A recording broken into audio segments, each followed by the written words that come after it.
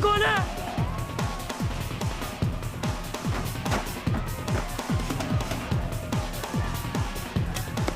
That's Captain Ram! हाँ? मैं उसे एथलेटिक टीम का कैप्टन बनाना चाहता हूँ। देखो कितना फिट है। Come on, Captain, come on! Captain go! हाय मैनू अग लग जाए। Who is this Macco man? Macho man, macho.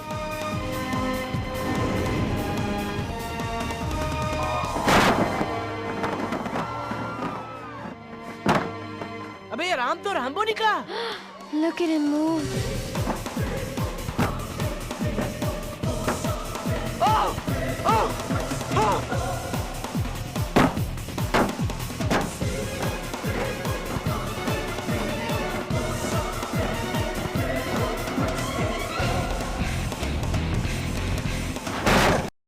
दोस्तों, मेहरबानों, कदरदानों, क्या हाल है? तो आज हम बात करने वाले हैं लिवरपूल के ऊपर और बार्सिलोना पे।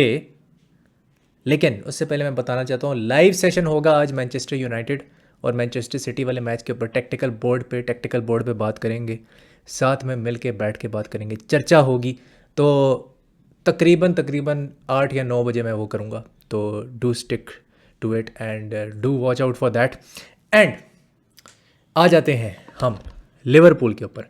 आज मैं आर्ने स्लॉट की चाटने आया हूँ। जी हाँ, आर्ने स्लॉट की चटाई वीडियो है ये, ठीक है, मेक नो मिस्टेक। हम चाटेंगे आज आर्ने स्लॉट की, क्योंकि नॉटिंघम फॉरेस्ट वाले मैच में मैंने उसे बहुत ज़्यादा क्रिटिसाइज़ किया था, ठीक है। उस टाइम जो मेरा क्रिटिसिज्म था वो मुझे लगता था कि ठीक है, तो मैंने बहुत कुछ बोला था। लेकिन आज मैं करूँगा चटाई। तो आर्ने slot, the brilliance of आर्ने slot पे दोस्तों आज हम बात करेंगे, टैक्टिकल ब्रिलियंस पे। उससे पहले लेकिन क्या वो एंडी रॉबर्टसन वाला रेड कार्ड था, तुम लोग पूछोगे? यस, वो रेड कार्ड था, क्योंकि उसका पहला टच बहुत ही गंदा था, ठीक है। वो लास्ट मैन स्टैंडिंग था, उसके और विर्जिल वैन डाइक के बीच में बहुत बड़ा गैप था। और सेकेंडली गंदे टच के बाद उसने फिर सीधा जाके टैकल मारा है और उसने गोल स्कोरिंग अपॉर्चुनिटी जो है, ठीक है, उसने रोका उस गोल स्कोरिंग अपॉर्चुनिटी को, जो कहने का मकसद है। बट ये सब चीज़ें साइड पर रख दो। ग्रेवेनबर्च का जो के ऊपर जो टैकल हुआ था वो भी रेड कार्ड था फिर उस हिसाब से, क्योंकि कर्टिस जोन्स ने टॉटनहम हॉटस्पर वाले मैच के अंदर लास्ट सीज़न ऐसा ही टैकल मारा था और उसको रेड कार्ड दे के सेंड ऑफ कर दिया गया था। ग्रेवेनबर्च के ऊपर जो टैकल हुआ वहाँ पे फुलम के प्लेयर को सेंड ऑफ नहीं किया गया, ठीक है। रॉबर्टसन के ऊपर जो टैकल हुआ, प्रीमियर लीग ने उसकी एक्सप्लेनेशन दी ट्विटर के ऊपर कि यार बॉल आई है और वो घुटने से लगी है, फुलम के प्लेयर जो डियॉप था, डियॉप के घुटने से लगी है बॉल, ठीक है। और उसके बाद डियॉप के जो स्टड्स हैं वो शिन के साथ लगे हैं एंडी रॉबर्टसन के। मैं इस एक्सप्लेनेशन से इतना ज़्यादा जो है मैं सेटिस्फाई नहीं हुआ हूँ, ठीक है। मैं नहीं एग्री करता इससे। I think that was a red card. अगर वो रेड कार्ड डियॉप को दे दिया जाता तो कहानी आज अलग होती। लेकिन चलो खैर है, ठीक है। Let's not go towards the referees. मैं सिर्फ पॉइंट आउट करना चाहता था कि ये दोनों रेड कार्ड थे मेरे हिसाब से। अब हम आ जाते हैं टैक्टिक्स के ऊपर। ये होगी साइड पे, ठीक है, ये चीज़ें होगी साइड पे। अब टैक्टिक्स पे आ जाते हैं। आर्ने स्लॉट ने जब आर्ने स्लॉट ने देखा कि यार रॉबर्टसन जो है ना वो ऑफ हो गया, ठीक है, उसको रेड कार्ड दे दिया गया, वो चला गया। We are down to 10 man, that is the situation, right. अब हम 10 मैन पे डाउन है। कोई भी दूसरा मैनेजर होता तो वो सब्स्टिट्यूशन करता। सबसे पहले उसके दिमाग में आता कि यार सब्स्टिट्यूशन करता हूँ, मेरे को चाहिए डिफेंडर। वो उसने कोई सब्स्टिट्यूशन नहीं की। उसने जो अपने प्लेयर्स की वर्सेटिलिटी थी ना, जैसे जो गोमेज एक वर्सेटाइल प्लेयर है, जैसे ग्रेवेनबर्च एक वर्सेटाइल प्लेयर है, उसने उस वर्सेटिलिटी को यूज़ करने की कोशिश की। कैसे? पहले 10 मिनट तो हमें ये समझने में लग गए कि यार हम अपनी शेप क्या रखेंगे, क्योंकि तुम देखोगे जो गोमेज एकदम से लेफ्ट बैक नहीं बना था। जो गोमेज पहले राइट साइडेड सेंटर बैक बन गया, ठीक है। फिर विर्जिल वैन डाइक था, फिर वहाँ पर ग्रेवेनबर्च था। हम बैक 3 के साथ थोड़ी देर खेलते रहे, 10 से 15 मिनट हम बैक 3 के साथ खेल रहे हैं, ठीक है। ग्रेवेनबर्च पीछे आ गए, विर्जिल वैन डाइक पीछे आ गए और जो गोमेज पीछे है। तो ये आपकी एक इस तरह से शेप बन रही है जो कि आपको नज़र आ रही होगी यहाँ पे। This is your shape. तो आप बेसिकली खेल रहे थे 3-4-2, जहाँ पे लुइस डियाज और सला जो थे वो दोनों आगे थे और Luis Diaz as a false 9 खेल रहा था या स्ट्राइकर खेलने की कोशिश कर रहा था। उसके बाद हम इस गेम को डिवाइड करते हैं 3 फेजेस में। एक फेज़ तो ये था जिधर आपने जो गोमेज को राइट साइडेड सेंटर बैक खिलाया और आपने ग्रेवेनबर्च को भी सेंटर बैक बना दिया। सेकेंड फेज़ की तरफ मैं आ जाता हूँ। सेकेंड फेज़ में जो गोमेज बन जाता है राइट साइडेड सेंटर बैक से लेफ्ट बैक, और ग्रेवेनबर्च बन जाता है centre back with Virgil van Dijk, और ट्रेंट आपका वही अपने ट्रेडिशनल रोल में खेल रहा है, राइट बैक खेल रहा है। ट्रेंट हैड एन एबिजमल गेम, उसके ऊपर मैं ज़रा बाद में बात करूँगा। लेकिन 4-2-3 आपकी फिर शेप बन जाती है, ठीक है, जिधर आपका कर्टिस जोन्स होता है और साबुजलाई होता है वो डबल पिवट में पीछे आ जाते हैं। आगे होता है गैक्पो, सेंटर में होता है लुइस डियाज और राइट पे होता है साला। तो आपका क्या शेप बनती है विद 9 मैन, 4-2-3, ये आपकी शेप है। अब ये शेप आप देखोगे तकरीबन मोस्ट ऑफ द मैच में मेंटेन करके हम रखते हैं, लेकिन फिर जब आखिरी 15 मिनट आते हैं तो हमारी शेप फिर चेंज हो जाती है, और वो तीसरा फेज़ ऑफ द गेम है, that is the third phase of the game. लेकिन आप ये शेप मेंटेन करके रखते हो। फिर हम देखते हैं 70th मिनट पे नूनेज आता है आई बिलीव, और कौनसा आता है। नूनेज और कौनसा को ले आता है। अब कौनसा को इसलिए लेकर आया था क्योंकि ग्रेवेनबर्च को, जो who had a phenomenal game, who was probably my man of the match in that game, Gravenberch को आपने लेकर आना था डबल पिवट में वापस। तो क्योंकि आपने ग्रेवेनबर्च को डबल पिवट में वापस लेके आना था तो आप लेकर आए जेरल कौनसा को, ठीक है। तो आपने फिर से वो बैक 3 की शेप अपना ली। आप बैक 4 से बैक 4 अबैंडन कर दिया आपने आखिरी 20-15 मिनट में, और आप बैक 3 में आ गए हो, जिधर कौनसा खेल रहा है, विर्जिल वैन डाइक खेल रहा है, और लेफ्ट साइड पे है जी आपका जो गोमेस, करेक्ट। फिर आपका डबल पिवट क्या बनता है। अब आप सोचोगे कि डबल पिवट क्या है। फिर डबल पिवट उस इंस्टेंस में आपका बन रहा था जब हार्वी एलियट आता है, साबुजलाई बाहर निकल जाता है, तो आपकी शेप वही है, मतलब शेप आपकी हल्की सी ट्वीक की है, यानी कि पहले बैक 4 में खेल रहे थे, अब आप बैक 3 में खेल रहे हो, फिर आप डबल पिवट में खेल रहे हो, 3-2-4 में खेल रहे हो आप, ठीक है। तो ये कितने बंदे बन जाते हैं, 9। मतलब आपका रेस्ट डिफेंस क्या है, 5 बंदों का रेस्ट डिफेंस है। इसीलिए आप गेम को फुलम से ज़्यादा कंट्रोल और डोमिनेट कर रहे थे, क्योंकि आपका रेस्ट डिफेंस था 5 बंदों का, ठीक है। फिर आता है जोटा और हार्वी एलियट। उससे पहले हम देख रहे थे कि डार्विन नूनेज था सेंटर में, ठीक है। Darwin Nunez was in the centre. आपका क्या नाम है उसका, साबुजलाई वॉज ऑन द सेंटर। फिर आपका साला था वहाँ पे, और आपका वहाँ पे गाकपो था, और ट्रेंट का डबल पिवट था, और यहाँ पे ग्रेवेनबर्च का डबल पिवट हम बनता हुआ देखते हैं। लेकिन ट्रेंट ने सिर्फ डबल पिवट में नहीं रहना, क्योंकि अगर ग्रेवेनबर्च जो है वो बार बार सेंटर बैक से मिडफील्ड में जा रहा है, मिडफील्ड से सेंटर बैक में आ रहा है, तो ट्रेंट ने भी वापस पीछे आके ट्रांजिशन करनी है, और ट्रांजिशन के टाइम वो टोटली स्विच ऑफ हो जाता था, उसको समझ ही नहीं आती थी मैं क्या करूं। तो कुछ फेजेस ऑफ प्ले में ट्रेंट भी आप कह सकते हैं डबल पिवट में खेला है, जब हम कौनसा को ख़ास तौर पे लेकर आए हैं जिधर हमने वो गोल खाया है। और कौनसा एक्सपोज होता था। ट्रेंट सिर्फ तभी अच्छा लगता है जब कोनाटे हो वहाँ पे, तो वो सिर्फ तभी अच्छा लगता है जब कोनाटे होता है, वो एक मर्क्यूरियल परफॉर्मेंस देता है, तो ट्रेंट तभी अच्छा लगता है। ठीक है, इस सीज़न तुम लोग बोलोगे कि यार उसकी 1-on-1 डिफेंडिंग काफ़ी अच्छी हो गई थी, तुम उसको डिफेंड करोगे, तुम कहोगे वो 1-on-1 टैकल ज़्यादा जीत रहा था अगर हम कंपेयर करें टू लास्ट सीज़न। लेकिन इस मैच की अगर मैं बात करूं तो वो कम से कम 6-7 बार आउट ऑफ पोजीशन हुआ है, वो जॉगिंग कर रहा था, वो लथार्जिक था। इवन कमेंटेटर बोल रहा था कि ये ब्रेन से कंप्लीटली स्विच ऑफ हो चुका है ये आदमी, उसका दिमाग कहीं और है। इवन कमेंटेटर बोला, ये मेरे अल्फाज नहीं है। तो Trent was not good enough. 12 second half में उसने मिस प्लेस पासिस दिए, 12। फिर वहाँ पे आर्ने स्लॉट दिखाता है गूदा कि भाई ट्रेंट परफॉर्म नहीं कर रहा, Trent is not playing good enough, his passes are not good enough. Final third में उसकी लॉन्ग बॉल्स तुम देख लो, they were not good enough. उसने उसको निकाला, ठीक है। विर्जिल वैन डाइक पे सारा उसने अपना किया डिपेंडेंसी कि भाई तू संभालेगा अब रेस्ट डिफेंस, और वो लेकर आता है हार्वी एलियट को और जोटा को। अब जोटा सेकंड स्ट्राइकर खेलता है, या कह सकते हो डार्विन नूनेज सेकंड स्ट्राइकर खेलता है, और जोटा इन बिहाइंड रन्स बनाता है, ठीक है। जोटा वॉज द मैन जो कि इन बिहाइंड रन्स बना रहे, डार्विन नूनेज पीछे से क्या कर रहा है, सेकंड स्ट्राइकर है। साथ में आपका कौन है, अपना लुइस डियाज वाइट चला गया, और साला है, ठीक है। ये आपका क्या बन रहा है, फ्रंट फोर बन रहा है। ये आखिरी 15 मिनट की बात हो रही है। ये किसकी बात हो रही है, आखिरी 15 मिनट की। फिर आपका ग्रेवेनबर्च है, और आपका एलियट जो है वो बिल्कुल वाइड एरियाज़ में है। तुम हीट मैप भी निकाल के देख लेना, आपको पता लग जाएगा। वो वाइड एरियाज़ में खेल रहा है। तो इट इज़ अ 3-2-4 है, लेकिन एलियट जो है वो बहुत वाइड है, ठीक है। यानी कि ग्रेवेनबर्च ने ही देखना है भाई, रेस्ट डिफेंस आपका 4 बंदों का ही है। फिर ग्रेवेनबर्च और विर्जिल वैन डाइक ने ही देखना है, और वहीं पे गोल आता है फिर, क्योंकि हम सारे अटैकिंग प्लेयर्स आगे फेंक देते हैं, और फिर वहाँ पे आता है जोटा का गोल, ठीक है। आप कह सकते हो कि फुलम की जो डिफेंसिव शेप थी वो 80 मिनट तक तो बहुत ज़बरदस्त थी, लेकिन लास्ट 10 मिनट्स में उनकी शेप थोड़ी सी खुल गई। वहाँ पे थोड़ा सा वो डिसओरिएंट हो गए, जिसकी वजह से वो डार्विन नूनेज़ ने वो वाला पास निकाला। लेकिन हर फेज़ में, गेम के हर फेज़ में आर्ने स्लॉट ने क्या किया है? अडेप्टेबिलिटी शो किया। आर्ने स्लॉट ने क्या किया है?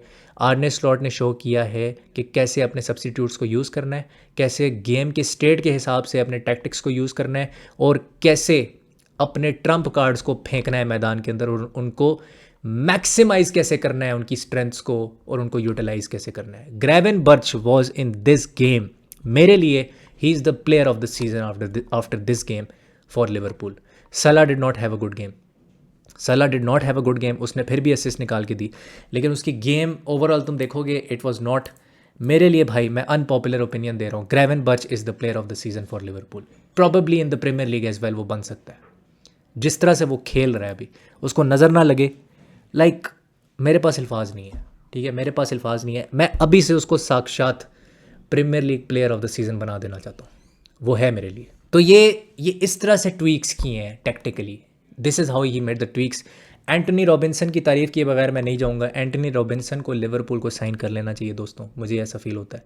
He was the player of the match for Fulham, he was outstanding. 2 assist उसने निकाल के दी, अप एंड डाउन वो मूव कर रहा था। आप ये आर्ग्यू कर सकते हो कि यार क्या वो टेक्निकली गिफ्टेड था या वो टेक्निकली गिफ्टेड है, वो आप आर्ग्यू कर सकते हो, but I think he is Liverpool quality, he is. अगर आपने रॉबर्टसन को रिप्लेस करना है एट सम पॉइंट, तो यही अब आप एक सवाल पूछोगे कि टेक्निकलिटी है कि नहीं, और दूसरा आप क्वेश्चन ये पूछोगे कि क्या हार्वी एलियट और जोटा को 10 मिनट पहले या 15 मिनट पहले ले आना चाहिए था, तो मैं हाँ बोलूँगा, मैं आपसे एग्री करूँगा, हाँ ले आना चाहिए था। मैं जोटा को बोल रहा था कि हाफ टाइम पे ही ले आना चाहिए था, जब लाइव सेशन हम कर रहे थे मैंने उसी टाइम बोल दिया था कि जोटा को हाफ टाइम पे ले आओ, आप देख लेना जाके। तो इस तरह से आर्ने स्लॉट ने कंट्रोल किया है और हमारे पास मोमेंटम आया है into the second half. He was that tactically good. आप आर्ने स्लॉट को कुछ भी नहीं कह सकते इस मैच में व्हेन यू आर 10 men डाउन। वो ना होता, उसकी टैक्टिकल ट्वीक्स ना होती, उसकी ब्रिलियंस और टैक्टिकल नाउस ना होती, आप ये मैच हार जाते। For me this is a point gained and I will take it positively. अब प्रॉब्लम क्या है? प्रॉब्लम वही है जो बार्सिलोना की प्रॉब्लम है, प्रॉब्लम वही है जो लिवरपूल की प्रॉब्लम है। हम फर्स्ट हाफ अच्छा स्टार्ट नहीं करते, ना लिवरपूल ना Barcelona, they do not start the first half in the right way. Barcelona का प्रॉब्लम भी यही है, 25 मिनट के अंदर अंदर पहला गोल खा लेते हैं। लिवरपूल का भी यही मसला है यार कि 25 मिनट के अंदर अंदर हड़बड़ी में होते हैं, ठीक है। We are not into the game, we don't have focus. हम गोल खा लेते हैं, या फिर वो गोल जो होता है जो हम खाते हैं वो ऑफ साइड हो जाता है। ये पता है ना सबको, ये होता है हमारे साथ। हमारा मोमेंटम नहीं होता शुरू के 25 मिनट में, और ऑपोजिशन हमें 25 मिनट में पकड़ने की कोशिश करती है लिवरपूल को, ठीक है। ये जो आदत है ना हमारी, फर्स्ट हाफ अच्छा स्टार्ट ना करना, ये हमें एक दिन बहुत बुरी तरह मरवाएगी, ठीक है। ये अपने लाइव सेशंस में भी मैं बोल चुका हूँ, बाय द वे, कभी सुन लेना जाके, मैं ये बोल चुका हूँ। तो ये हमें मरवाएगी और ये बार्सिलोना को मरवा रही है। अब मैं आता हूँ बार्सिलोना पे। बार्सिलोना का यही इशू है, they are also becoming a team जो कि फर्स्ट हाफ में अच्छा परफॉर्म नहीं करती। लिवरपूल और बार्सिलोना में फ़र्क ये है कि लिवरपूल सेकंड हाफ FC है, they make a come back, क्योंकि आर्ने स्लॉट जो होता है वो पीछे से मतलब पिछवाड़े पे तमाचे मारता है ड्रेसिंग रूम में जाके कि भाई क्या कर रहे हो, जागो। तो यहाँ पे अब क्योंकि बार्सिलोना का खेलने का तरीका एक है, वर्टिकलिटी, डायरेक्टनेस, फॉरवर्ड पासेस, ठीक है, हाई लाइन, सफोकेट करना, प्रेस करना, वो एक ही स्टाइल के साथ खेलता है 90 मिनट्स में। उसका कोई प्लान बी प्लान सी नहीं होता। उसका नहीं होता कि मैंने टैक्टिकली अडेप्टेबिलिटी करनी है और मैंने टैक्टिकल ट्वीक्स करनी है, उसका नहीं होता ये। उसका एक ही प्लान ए है, प्लान ए वर्क कर गया, that is to outscore other teams. अगर प्लान ए वर्क नहीं कर रहा, there is no plan B, ठीक है। जिस दिन आप टीमों के खिलाफ गोल नहीं मारेंगे, अपने चांसेस को क्लिनिकलिटी के साथ फिनिश नहीं करोगे, बार्सिलोना की मैं बात कर रहा हूँ, जिस दिन आप अपनी चांसेस को क्लिनिकलिटी के साथ फिनिश नहीं करोगे, उस दिन आप 90% चांस है आप हार जाओगे match. 90% there is a chance. हाँ, ये ज़रूर हो सकता है कि आप फेरन टोरेस वाला एक मोमेंट आ जाए कि भाई वो डॉर्टमंड के ख़िलाफ़ उसने एक ब्रिलियंट परफॉर्मेंस दे दी पता नहीं कहाँ से, तो वो एक once in a while, once in a blue moon वाली out of the box performance आ जाए फेरन टोरेस टाइप की, तो आप उस दिन बच सकते हो। और उस दिन भी आप अपनी टीम को आउटस्कोर कर रहे थे, डॉर्टमंड वाले मैच में भी आप अपनी टीम को कर रहे थे आउटस्कोर। मुझे समझ नहीं आता, कोई मुझे समझा दे कि 2.6 आपका XG है, your expected goals ratio is 2.6, you did not even score a single गोल। ये किसकी गलती है? क्या ये हांसी फ्लिक की गलती है या ये प्लेयर्स की और फॉरवर्ड लाइन की गलती? मुझे बताना कमेंट सेक्शन में। लामीन यमाल को नॉक लग गया था, वो क्लियरली फिट नहीं लग रहा था सेकंड हाफ में, क्लियरली वो फिट नहीं था। मैंने मैच पूरा देखा है। Robert Lewandowski absolutely shambolic performance, pathetic performance. मुझे नहीं पता उस आदमी को क्या हो गया। वो आपका टॉप स्कोरर है, लेकिन इस मैच में जब सबसे ज़्यादा ज़रूरत थी उसको हेडर्स मिले, उसने बिल्कुल भी स्कोर नहीं किया। उसको चांसेस मिले, उसका जो रिएक्शन होता है ना फर्स्ट टच लेने के बाद, इतना स्लो उसका रिएक्शन होता है कि तब तक टैकल आ चुका होता है और बॉल उसके पैरों से निकल जाती है। ठीक है, और प्रॉब्लम यह है कि बार्सिलोना के क्रॉसेस भी अच्छे नहीं है। अगर लेगनीज के प्लेयर्स बॉक्स के अंदर 4 बंदे हैं तो अंदर सिर्फ कौन है? लेवेंडोस्की के अलावा कोई नहीं है बॉक्स में। तो आपका क्या होना चाहिए? क्रॉस क्या होना चाहिए? पिन पॉइंट एक्यूरेसी के साथ आपको देना चाहिए ना। वो पिन पॉइंट एक्यूरेसी भी नहीं थी, आज सिर्फ था क्रॉस एंड इंशाल्लाह, ये हो रहा था। This is why you are losing games, because आपका एक ही मंत्र है कि सामने वाली टीम से ज़्यादा गोल मारने और हमने गेम को 1-0 पीछे से स्टार्ट करना है। जब गेम को 1-0 पीछे से स्टार्ट करो means you have to score 2 goals at all cost. समझ रहे हो बात को? तो प्रॉब्लम ये है भाई कि अगर आप चांसेस नहीं लोगे 2.6 XG के साथ, 80% पोजेशन के साथ आप चांसेस नहीं ले रहे हो। 80% आपकी पोजेशन थी, 20 शॉट्स आपने मारे, ठीक है।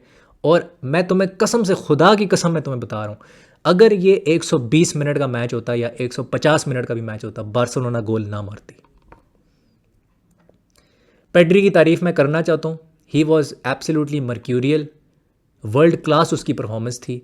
लेकिन उस वर्ल्ड क्लास परफॉर्मेंस का कोई फ़ायदा ही नहीं, वो नज़रों में ही नहीं आएगा अगर आप 1-0 हार जाओगे एक ऐसी टीम से जो रेलीगेशन फाइट कर रही है, ठीक है। Pedri had more than 140 I think touches on the ball, 140 से ऊपर, ठीक है।